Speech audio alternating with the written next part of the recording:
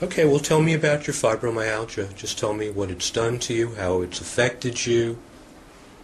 Oh, it has set me back horribly. I've had it for almost 20 years. And I have just been, it's just constant pain. And every time I hurt myself or I exercise or whatever I do, it just intensifies it. Mm-hmm. It's just set my life back dramatically. Dramatically. And this is 20 years now. Now, besides the pain, what other symptoms do you experience? The fog, the memory loss, the pain. Are you able to sleep? I sleep with medication. Right, you're on a number of different medications. You have a list of medications. If you were not on all those medications, do you think you'd be sleeping? I don't think I'd be moving. Uh-huh. So you're basically just existing right now. Uh-huh. And this has been going on for 20 years. It's progressively gotten worse, but it's been going on for a long, long, long time. So I guess it would be miraculous if even if, let's say, you were just 50 or 60% I better. know. That's what April was telling me yesterday. Even if you come back 50% better, you're way ahead of yourself. Mm-hmm. But I pray that it's more than that.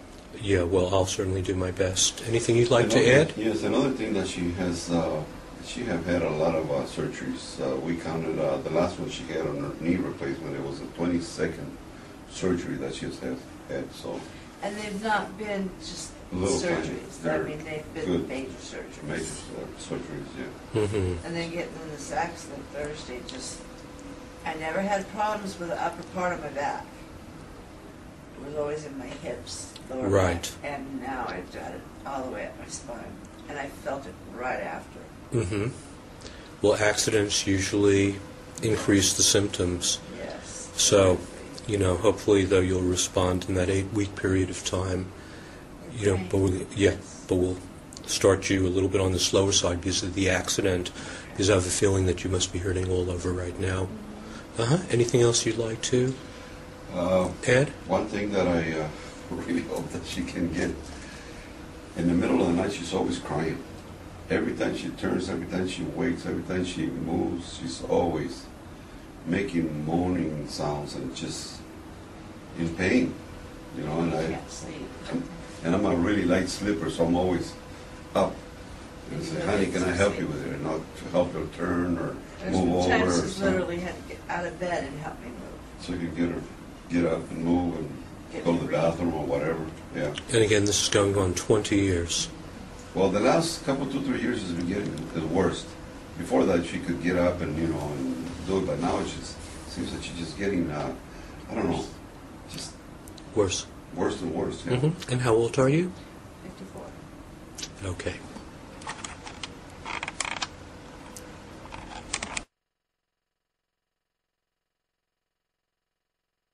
So today is August 21st. This is Terree Salinas' last day.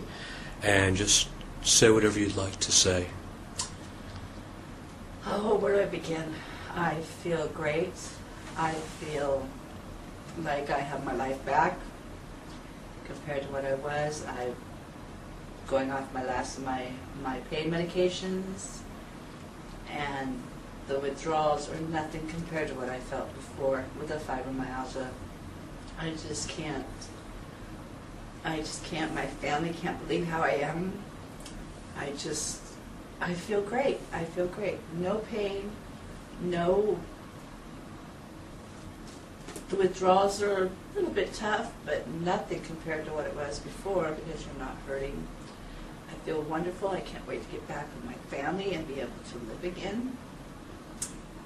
I owe Dr. Martin everything, and he will be seeing me again once in a while. And I just can't say enough about how I feel. I can move, I can laugh, I can walk, and I don't hurt. I just don't hurt.